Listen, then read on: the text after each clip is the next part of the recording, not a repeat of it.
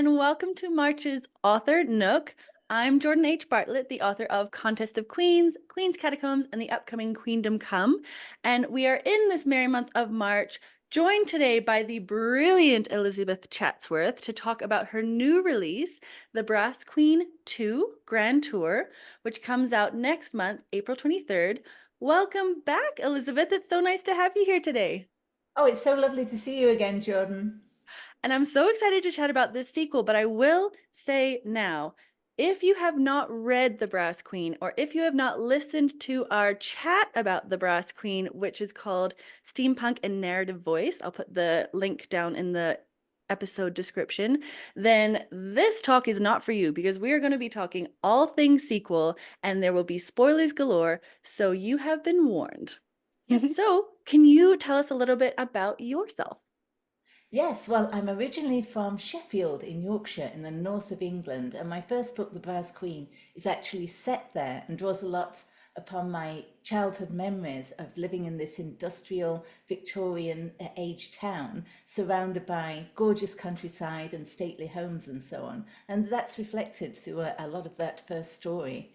But I moved to the US in my 20s, originally to work. And then I met this gorgeous, handsome American and got married, and have been living here ever since. And 2 years ago, we actually moved up to the great northern state of New Hampshire. Oh, amazing. And actually, I went to Sheffield a few times when I was in the UK last year. And in the first scene of the Grand Tour, we have her in Constance, the main character, in a ball gown that has all of the rolling hills on the ball gown with all the animals. And I just had this vivid image of when I was there. Like, that is so perfect. Oh, great. Yeah, Constance is a little obsessed with Sheffield, although in Grand Tour, they're actually setting off in an airship to tour steampunk Europe. But yes, her heart is always in Yorkshire. And yes, she has this great ball gown with sheep on it and moorlands and all the things she loves, and even piglets on her bloomers. So it's just absolutely Constance to a T because it's so eccentric, but she's trying so hard to be a lady with it at the same time in this ball gown. And I love that on unapologetic, well, I'll just make my own fashion trends and people can follow me because I think it's nice. Absolutely. And she's wearing this in Paris, and she thinks the French should be jolly glad for the view. So that's Yeah. sort of her take on the world, like, you're welcome, Paris. Here's fashion. Well, because Paris, I've heard, needs help with their fashion sense. In her mind, everyone needs help from Constance. And you mentioned a little bit about how this book is not so much set in Sheffield or in the UK, but it's set across Europe. Can you tell us a little more about what Grand Tour is about? Oh, absolutely. So, following the escapades of the Brass Queen, Constance and her airship crew, it's actually her cousin's airship, but she's sort of taken over as captain because that's Constance for you. They set off to Europe for a wonderful holiday. Needless to say, they immediately get into all sorts of trouble and end up being blackmailed by the military arm of the British Museum into stealing alien artifacts from the various royal palaces across Europe or else. So Constance and her crew are now forced into this situation where instead of a lovely holiday, they're having to break into royal palaces to steal these artifacts. And of course, shenanigans follow. And she really doesn't lay low. I mean, she steals from the Pope, she steals from the Queen. Like she really makes the rounds of all the top people you probably shouldn't steal from. Exactly. The question with Constance is never should I or shouldn't I? It's just how do I do this? And off she goes. Once she gets an idea, she charges ahead. How do I do this and how do I make it look good? Yeah, exactly. And so returning to a world that you created so beautifully in The Brass Queen, it's such a vibrant, uh, kind of detailed down to the T. Like I remember thinking, oh my gosh, she's even figured out what we should be thinking for the utensils. It was just Yes. so well crafted. So returning to this world must have been very exhilarating, but also probably very daunting in equal measure. What were you most excited to return to? Gosh, well, as you know yourself, when you're writing that sequel, there are so many expectations because you want the best parts of book one, but you want to add some new depth and excitement to book two. So it was a challenge, but what was I most excited about really delving into was the motivation behind the characters, because book one is a huge adventure, and we have these eccentric people who are all thrown together. There's an opposites attract romance. There's these surly but well-meaning servants. There's aristocrats and royalty and all sorts of different people, and we sort of get an insight into how they live their lives. But in book two, we're actually getting a little more internal. Like, why is Constance the way she is? And yes, she's an eccentric aristocrat, and she's had to keep her baronial estate going when her parents either passed on or abandoned her. And she's been making guns. She's been designing weapons and sort of ether ray guns and steampunk blunderbusses to keep paying the bills at her family estate, to look after this extended family that she's managed to collect around her. Now, in book two, we see the consequences of that, where Constance has for the first time realized, hey, making weapons, maybe that's not morally good.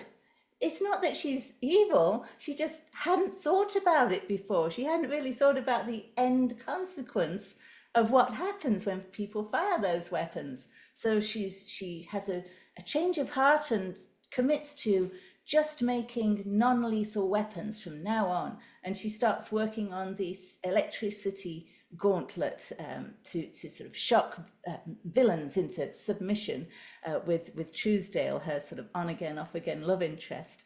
And it's just that sort of thing where she's changing, she's trying to grow. That was really the most exciting thing, was to be able to have space and time to actually get into that a little bit more. Definitely. And it was nice to see such added depth to her character where she it's almost like in the first book, she was very overconfident and for good reason. And in the second book, she's come from having accidentally sending her family home into a void, into another dimension. She's not quite sure where she stands with her love interest, but I love there's a moment where she realizes everyone in her life has either died, abandoned her, or are only really sticking around through familial obligation or because she pays them. And Yes, Truesdale is the only man or only person in her life who she almost can't figure out why he's there, if not just for her. And it's quite sad when she has this moment of like, but then why would he just stay around for me? Like, I'm a mess. So it's this kind of the breaking down of her character to build her up was yes. really brilliant, because she could have kept going on this trajectory of I'm just the best at everything and I make really beautiful weapons and everyone thinks I'm great. But she does kind of need to have that humbling moment of, well, when the world's about to end, who's actually on my team and who can I rely on? Exactly. And it is heartbreaking how lonely she is at the center of her being. And she does have this feeling of abandonment. And we start to realize that overconfidence was compensating for quite a lot of internal turmoil. With Constance and Truesdale, they really are that epitome of opposites attract. You've got this Victorian steampunk aristocratic weapons dealer and a cowboy spy who answers literally to God, which I really loved that element where they've got kind of this overlord spy master who just seems to be always there and always watching, named Godfrey. And what advice would you offer to authors wanting to write the kind of character relationship dynamic where you do have these polar opposites, but they are meshing in really lovely ways? Well, it is an interesting dynamic. I mean, Truesdale is an American spy, and he dresses like a cowboy gunfighter minus the gun, and he spins tales about why he's here and why he's there. But in book two, he's actually tasked by his spy master God, that's the nickname, to actually spy on Constance and the crew, and to try and manipulate her into bringing down the King of France. And so he has to somehow keep his heart close to his chest. He's desperately in love with this woman, this crazy woman on some level, and he's doing all this with this delicate relationship with this woman who he doesn't understand but can't help be captivated by. And it's just that dynamic of you as the reader. You're sitting on the back bench here, just laughing at the two of these two opposites who are just chalk and cheese, and just wanting them to get together, but seeing the million reasons why they really shouldn't, from everything from political intrigue down to the fact that they can't go a page without bickering about something. It's like it really shouldn't happen, but oh boy, I really want it to. And I think that's the beauty of it, is that underneath all the things that are threatening to tear them apart is this mutual, if not love right away, but definitely mutual respect and mutual curiosity about the other person, because Constance really doesn't understand why he needs to wear a Stetson and why, like I said before, like why he's still with her when she's not paying him, he's not family. And then, like you said, he really doesn't understand her, but they both want to. And so it's almost like that whole novel is them trying to find the even ground where they can meet. Exactly. I mean, isn't that the essence of love? You're fascinated. You can't get enough. You're terrified. You don't know if you're good enough. You don't know if they're good enough, or are you both too good for each other? It's just that dynamic, that uncertainty, and I think that's part of the reason why people really react to this. As absurd and eccentric as the relationship is, there's a reality at the heart of it that I think really touches people. Definitely. Yeah. Yeah. Love is a battlefield, as Pat Benatar once said. Exactly. Love that song. And we mentioned at the very beginning her beautiful ball gown with the fields of Sheffield and piggies on her bloomers. There are a lot of incredible costumes described in this novel. And again, your descriptions are so vivid. It's almost like you're watching a film. It's gorgeous. But Thank what you. is your favorite costume that you designed in the book? Oh, well, that would be Constance's ball gown when she's gate crashing a party at the King's Palace in France at Versailles. And you'd think she'd be low key, but of course not. She's Constance. So she has this enormous silver ball gown with a ruff in the style of Elizabeth I. And she decides to celebrate the victory of the British over the French Armada. So she has sort of this sea embroidered upon this gown and little warships that actually move on tracks, because after all, this is steampunk, so there has to be some gadgets. And the little warships sort of wave around this dress, and they have cannons that go off at certain points with little sparks of fire and gunpowder. And she's got this enormous ruff on, and she's all packed up. And really the idea is that if she has to create a diversion as they're sneaking into, as other people are sneaking into the palace, she can set off all the cannons at once, and it'll draw everyone's attention away to her colleagues like Truesdale and Welly, who are trying to go and search the palace for this alien artifact. But there is a small chance that she might set herself and actually the palace on fire if she has to use it. So there's that uncertainty of how safe really is this gown? And it's been put together by her friend Maya Chauhan from the first book, who's this Indian scientist who's also on the airship. So I think I love that because it's just so constant. It's the exact opposite of what you think anyone would wear trying to sneak into a party and to do, nefarious deeds. And there's that female friendship between herself and Maya, that Maya has created this for her and helps her get dressed in it. And she's kind of a pseudo maternal figure, and that connection they have. All while Constance is looking ridiculous and also gorgeous at the same time, which kind of is her essence.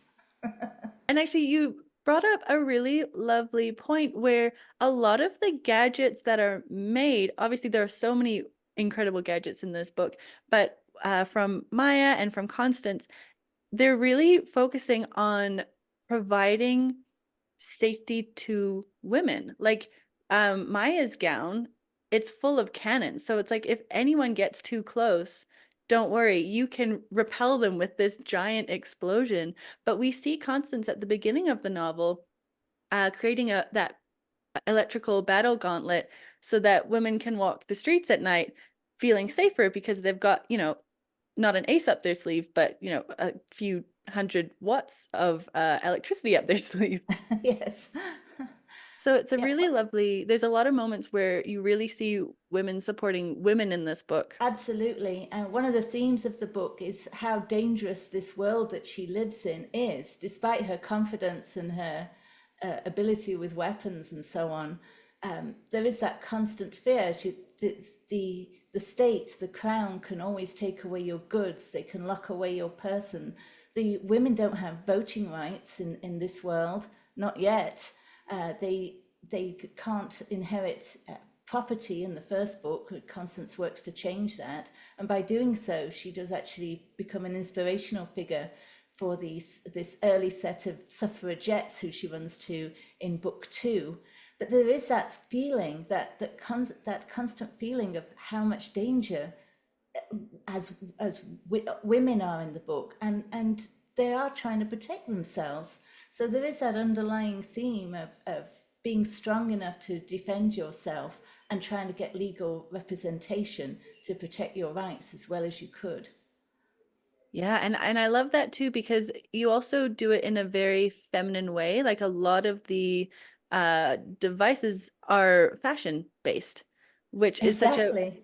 female domain. So it's really lovely the way you've translated that desire for women to feel safe into a man's world, but with a feminine hand. Exactly. And so often an action heroine in a book will almost be quite masculine, and they act that way.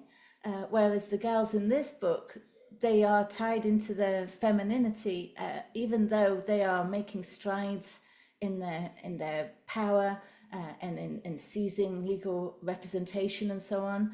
But they are doing it through that lens of being a Victorian lady. Like, I am a Victorian lady, I want to wear my pretty gown. But yes, it may kill you. And I think that's an interesting dynamic, that they're not just being, they're militant. I mean, certainly the suffragettes are militant. They stole the policemen's truncheons and they're using them to whack villains on the head in Paris. But they overall they are doing it in a quite ladylike way, in a lovely gown, and it's an interesting dynamic. It's a little bit unusual for some of the books in this genre.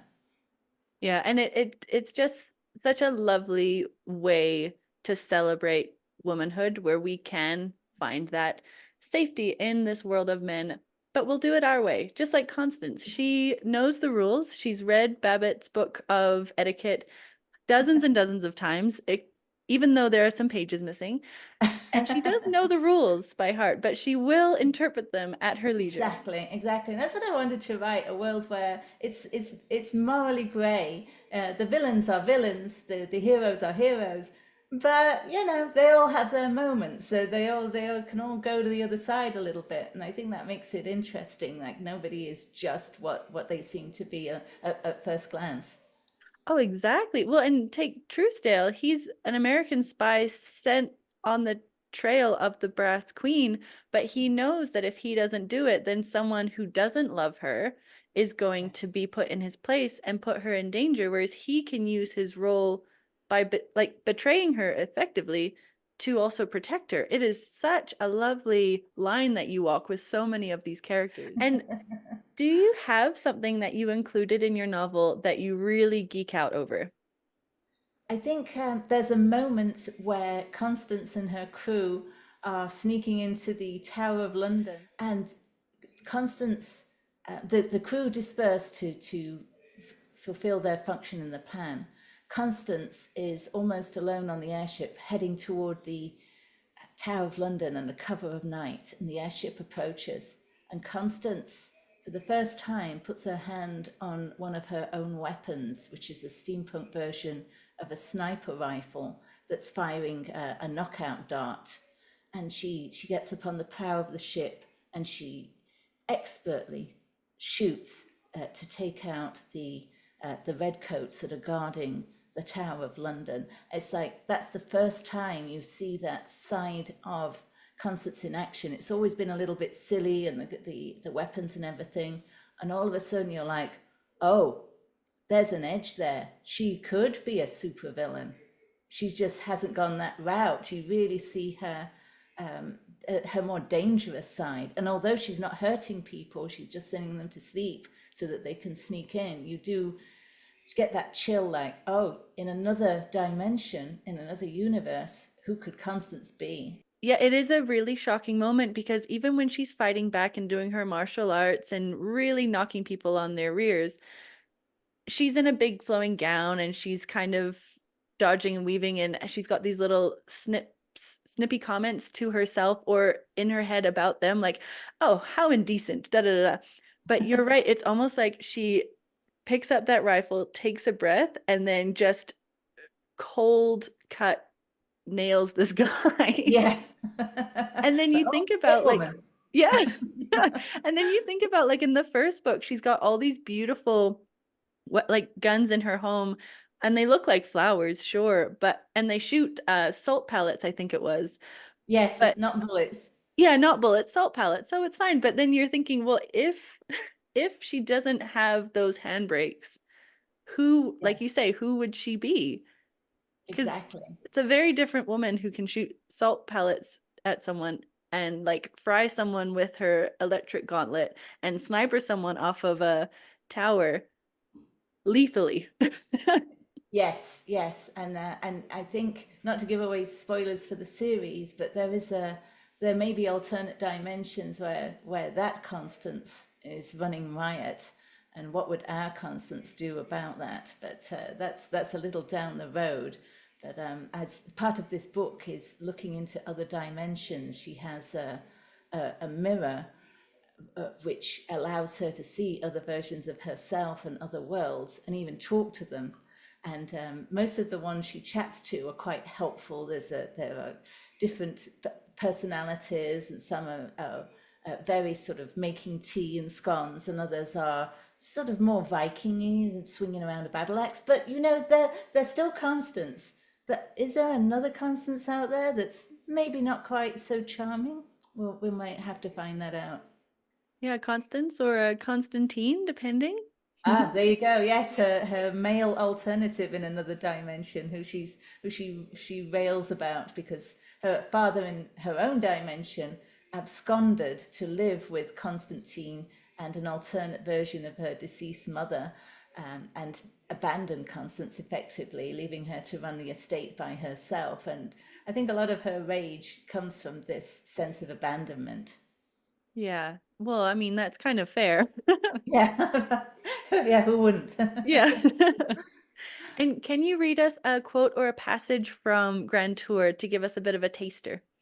Sure, I'd love to read you the first page if that's okay. Oh, perfect. Yes.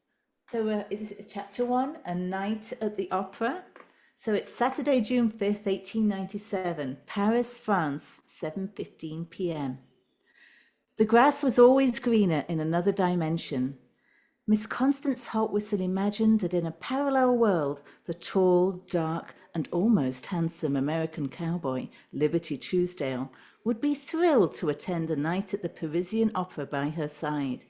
He'd put aside his trademark attire of a black leather duster, battered Stetson hat, and clunky Western boots to wear a bespoke ensemble that precisely coordinated with her own.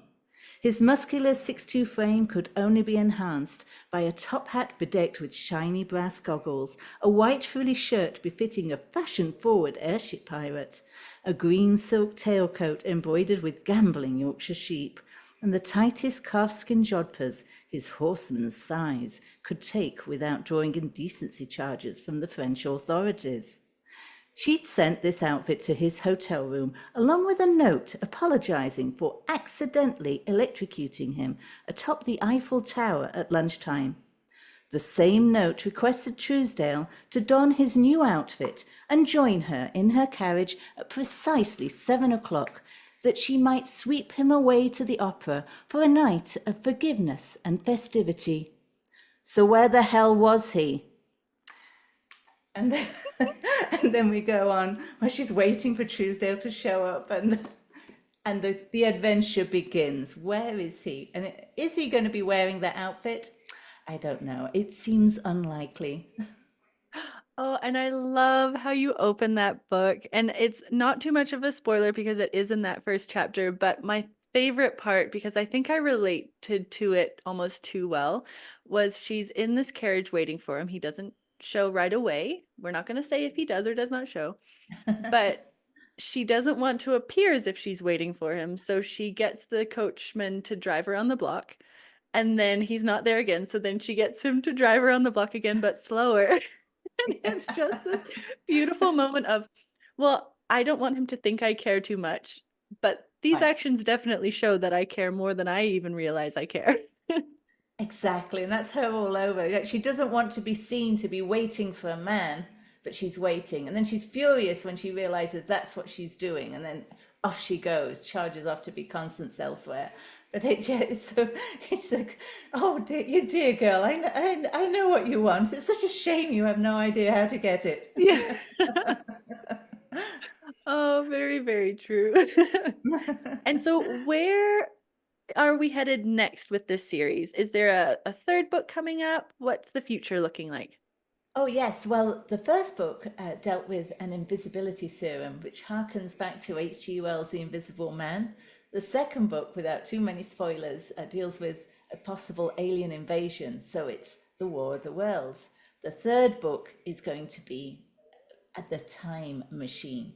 And we're going to be exploring what happens if Constance and Truesdale can change their past, and will they do it? And they'll actually be visiting America, which I think is going to be a real eye opener for Constance about about who Truesdale is, and how the world is really working. It's going to be exciting. That is so exciting. Oh my goodness. Well, I can't wait for that one. The time machine. Because we really don't know too much about the truth of Truesdale's past. We get Right. all of these kind of vague notions, and he doesn't quite tell us even in his internal monologue. Oh, wonderful.